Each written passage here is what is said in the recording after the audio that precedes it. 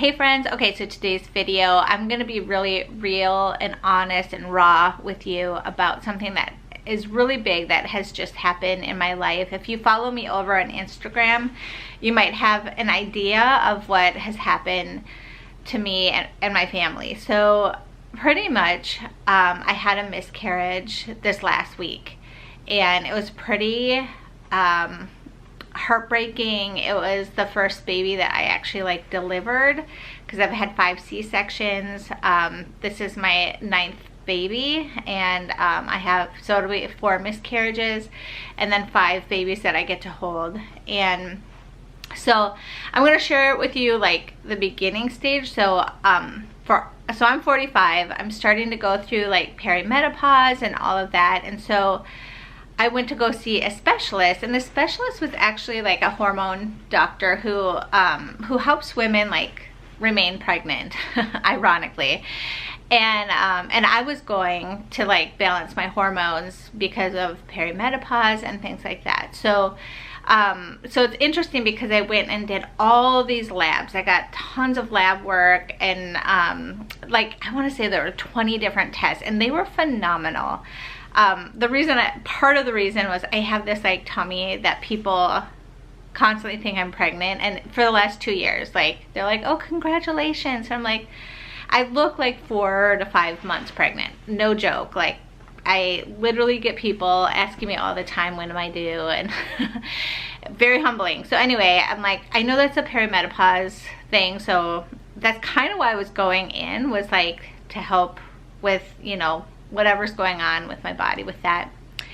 And so sure enough, I took 20 different tests, and it was amazing. It's through FEMM, which is FEMM, and it's nationwide. And I Zoomed with somebody, and then they had me go to my local place to get labs, and then she went over the lab work with me. It was amazing. So if you're going through anything, even if it's miscarriages or perimenopause or anything like that, highly recommend them. They know what they're talking about.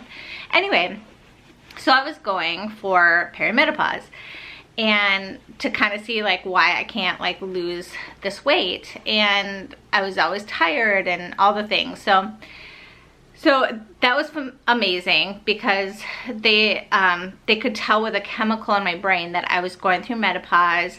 They could tell that, my estrogen, progesterone were okay, my hormone levels were okay, but that I actually have insulin resistance was my main thing. Here I thought I had high cortisone, I thought I had fatty liver disease, all these things. So it was really nice to pinpoint why I cannot lose weight, no matter how, what I ate or how clean I ate or any of that. So I'm still working on that, but pretty much they're like, oh yeah, you are going through menopause. They could tell by a chemical in my brain that I was starting to go through menopause. And I was like, oh wow, that's amazing, okay. And so they gave me some different things to help me, with this transition. And then, I kid you not, about 2 weeks later, I found out I was pregnant, and I was shocked. And my husband and I, we're open to life. We do NFP, but I've had so many miscarriages that I just thought that part of my life was over, that that couldn't really happen and stuff. So, and I was mentally in a place where I'm like, okay, 5 is our number. I guess we're gonna have 5 kids, I guess maybe that hope was gone. I knew my body was changing, and that stage of my life was, kind of over. And so I was kind of not even thinking that that was a possibility. But at the same, when I found out I was pregnant, I was shocked but excited, and my husband was everybody was very excited about it. This was very welcome pregnant, I was shocked and not thinking that, that was going to be a part of my life, but very excited. Anyway, and I honestly was like, oh my goodness, this is so providential, because I'm with this hormone specialist, and that's what they specialize in, is keeping, preventing miscarriages. So I just I was in it, I was like, oh my goodness, this baby is going to happen. I was so excited. And we ended up on Easter, sharing with the kids the good news. I was 8 weeks along, And then we shared with our families that, you know, I was gonna have a baby, and everyone was so excited. And I started getting like morning sickness and all of that. So I'm like, okay, things are going well. Well, about a week after we told the kids, all my symptoms started going away. And I was really nervous. But I thought maybe God's like having mercy on me because I'm older. I would be like 46 giving birth. And to me, that was the oldest person I knew. Like my mother-in-law and my mom both gave birth in like when they're 40, 41.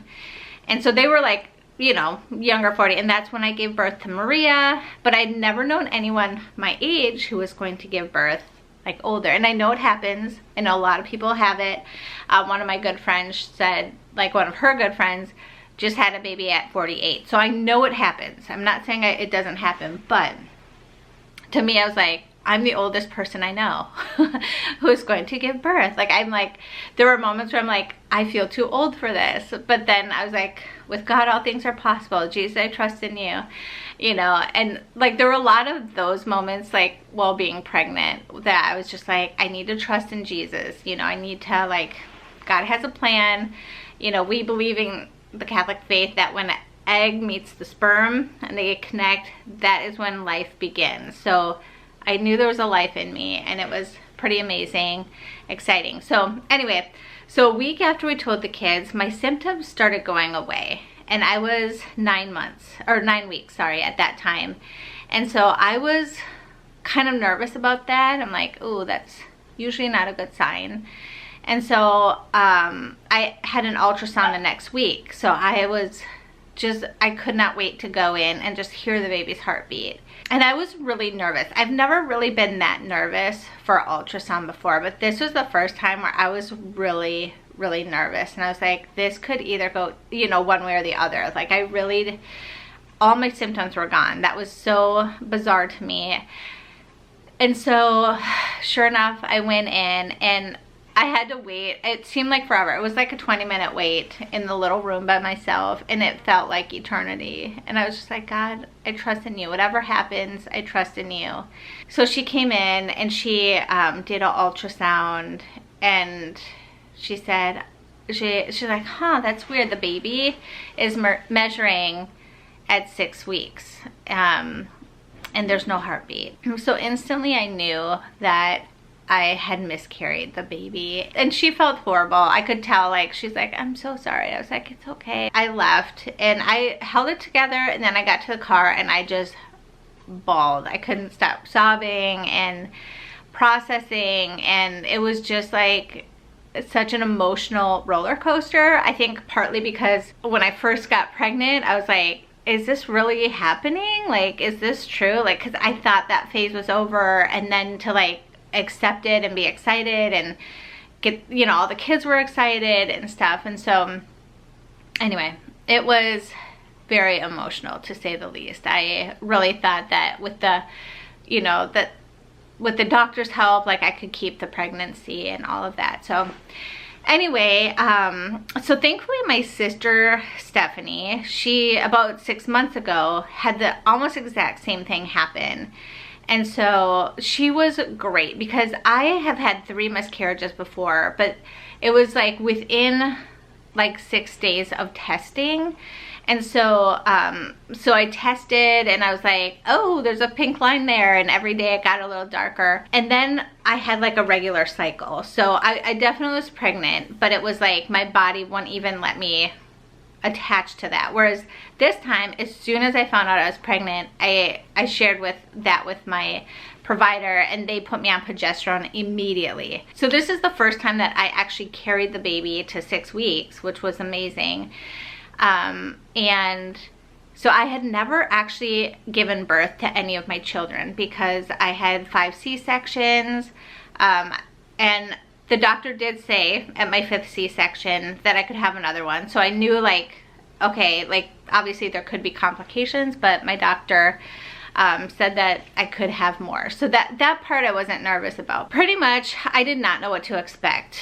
And I really truly did not want to have a D&C. I know if I had to, I would have to, but like I really did not want a D&C. So I prayed and I asked my sister, like, is there anything that helped you, and all the things. And so pretty much I got off the progesterone, which I think really helped my body to realize, oh wait, there's not a baby in here anymore. And so thankfully I asked my sister, like, what does that look like? What does a miscarriage look like? I don't even know, because I've never had like that type of miscarriage. It always like went into what seemed like just a cycle, you know, a little bit heavier cycle. So she thankfully like told me, you know, there's going to be cramping and, you know, blood clots and all of that. So I'm going to share with you in case you are going through this and you're like, I don't know what to expect, because I feel like this is like a big sister telling her sister, like, you know, what she experienced and stuff. So if you're going through a miscarriage or a friend is, like, maybe this video might be helpful. But pretty much I started kind of bleeding a little, just a very, very little bit, which to me was a good sign. Like, okay, this is gonna happen. And like I said, I really didn't want a D&C. And so started bleeding, and then I started cramping, which everything I looked up, that was like how it all happens. And so it kind of got more intense. It was almost like labor pains, like just a little bit, like not nearly like labor pains, but it was just like uncomfortable. And I like went up to my room to be by myself, and my husband like took care of everybody, and just like all night like had pretty bad pain. And it got worse actually at midnight. It just like got really intense. So I just like went downstairs and kind of walked around, and like it just like medicine didn't really relieve it, although usually medicine will really like help. Anyway, so pretty much after 2 hours of like really intense pain, I felt better. Like I could take a nap, and I fell asleep till the morning, and I woke up, and you know, at this time there was no any like really big clots or anything. So I'm like, huh, that's weird. Like I passed the baby, and I really didn't want to, like, I wanted to keep the baby so we could like bury the baby and stuff. So anyway, so what happened was I pretty much thought I must have passed the baby, and I didn't realize it. So then the next morning, like I felt much better. And so I took the, you know, Maria to preschool, and my son called in sick, so I went and got him, brought him back. And as soon as I brought him back, I immediately started feeling like really intense pain again, to the point where I'm like, oh no, I need to go pick up my daughter from preschool, and like I can barely move. Like it is so intense, and I could not get comfortable. It was just like, it was pretty much unbearable and stuff. So anyway, I asked one of my friends to bring Maria home, and she did, which was amazing. And then I pretty much like gave birth to the baby. So about a half hour after that, like I gave birth to my first, like the first birth I've ever had. And after, like I could feel it drop like out, like it was amazing, because my body just went right back. Like I didn't have any more labor pains or anything like that. Like it was just like total relief in that way, like pain wise. And like I did catch the baby, and like and we did do like a little funeral service in our backyard, but pretty much I started sobbing. Like the physical pain was gone, but it was like closure to that chapter of my life. And that was, I don't know, it was just hard, you know, because to close that chapter. And two, it might have been like just my hormones, and it probably still is my hormones, you know, like adjusting to not being pregnant. And maybe like it's because it was the first birth that I gave, that like I had this like just rush of emotions, you know, after and stuff. So anyway, it was incredible. Incredible feeling, you know, the mixed emotions of like feeling so sad, and the physical pain, and giving labor, and just like everything. It's still like I'm still processing it, because it's so fresh still. But I'm hoping that, like, you know, if my daughters or, you know, my granddaughters or good friend goes through that, I can like come back to this video and remember what it was like, because I feel like my mom had one miscarriage. So she had nine children, and her last one was a miscarriage. So, and I think that had to do with menopause, like she was starting to go through menopause. So I think it's similar to this, but she didn't really remember much. And so I just like, I wanted something where I'm like, I want to remember in case I need to like relate to my daughters or my friends or, you know, whoever about this. So, and honestly, I kind of felt like I was alone in this. I didn't know who to talk to. Thankfully, like I said, my sister had just gone through that. Yeah, like she had a different experience, very similar but different. So it might be a little different as well, but that's how mine was. And so thank you so much. I had so many people bring me meals and send me flowers. I still have them on my counter, and send me cards, and just like the sweetest. Like I'm not very good at accepting gifts. I love giving gifts, and you know, but it's like I don't want to inconvenience anybody. And it was like one of those things where God's like, no, like this is good for them. It's good for you to accept this gift of, you know, what you're going through. Like that's part of life.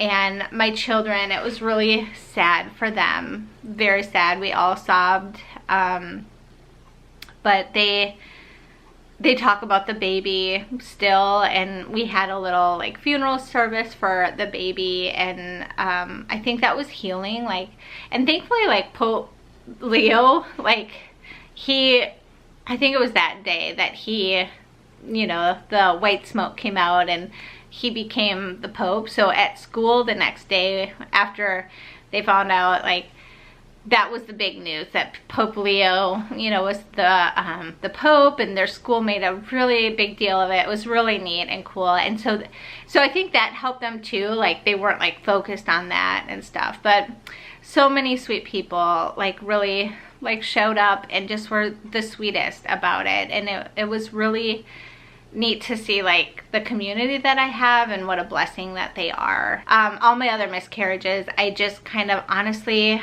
I dealt with it very internally, and I didn't talk much about it. I didn't share much. It was just like a very private, intimate thing between me and my husband. My children did know about them, but like we didn't get super attached to it because I miscarried so quickly after. So this was just a whole different ball game. There's a book that I got from Holy Heroes. It's called Jelly Bean, Welcome Home Jelly Bean. And I read that to the kids when I miscarried, and that was so good. Like it was such a sweet book. I couldn't stop crying, but it was like a good cry. Like, so if you're looking for like a book, if you've gone through something, I'll link it down below. It's just like a little book, but it's like this family who the mom is pregnant and has a miscarriage, and you know, Jesus is like, Mary is holding the baby, and Jesus is so happy to be with them, and you know, it's beautiful. And it's Catholic and everything. So that's a book that, like, if I have friends or people who have miscarriages, I'm definitely gonna make a meal, give them that book, and bring them flowers. Like that I feel like for me was so helpful. Those things, like, just so great having community around that love me so much and care, and I just feel so loved through the very, very dark, hard moments, you know, and stuff. So anyway, that's kind of what happened to me. It's still very raw and fresh and sad, and I think like this is probably the last chance that I had to have a baby again. You know, everything is for the glory of God. Like he knows what's best. That child is in heaven. And I know a lot of people are going to say that's actually not a Catholic teaching, but the Catechism, it actually does say that. Like we have great hope in thinking that these babies that are miscarriage are actually in heaven and stuff. And actually I talked to a priest before I had the miscarriage, before I knew I miscarried. As soon as I found I was pregnant, I talked to a priest and I said, is there any way I can baptize this baby? I've had 3 miscarriages. I'm so nervous. I'll have another one, but I'm more afraid like of their soul. And he said, yeah, that there is a you can baptize your baby within the womb. Like, I forget the word he said, but it was really neat. He's like, you can do that, where you baptize the baby in the womb. Like if I were to give birth, I would baptize this baby and I give it to Jesus and stuff, which was so comforting to me. It was, if I can find the prayer, I'll put it down below, like what he recommended. But that was great for me too. We're still kind of grieving through this, so definitely keep us in your prayers, and all those who are really struggling with miscarriages. It is just one of the hardest things that I've ever had to go through. So anyway, thank you for being here, and until next time, I will see you all later. God bless. Bye.